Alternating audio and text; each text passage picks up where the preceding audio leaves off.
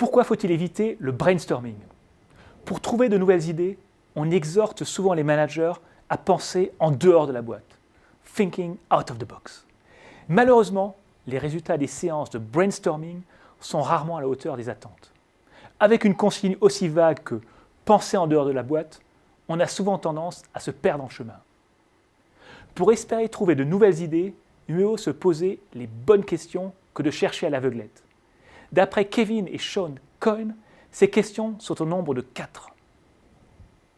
Certains clients achètent-ils des quantités inhabituelles de nos produits?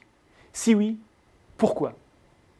Dans les années 70, une entreprise spécialisée dans l'alimentation pour bébés constate que ses ventes explosent en Floride.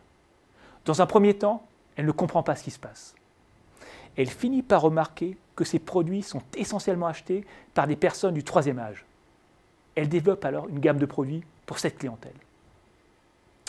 Certains clients utilisent-ils nos produits de manière inhabituelle? Si oui, pourquoi?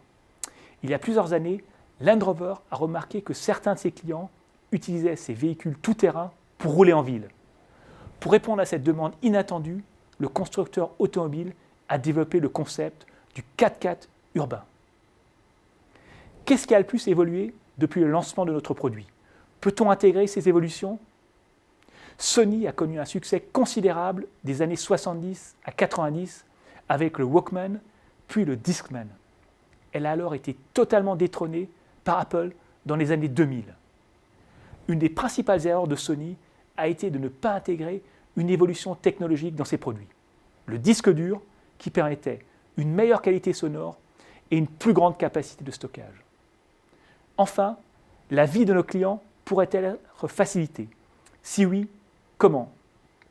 Jusqu'à la fin des années 60, les gens traversaient l'Atlantique en quelques heures, mais il fallait une semaine à un paquet pour effectuer la même traversée.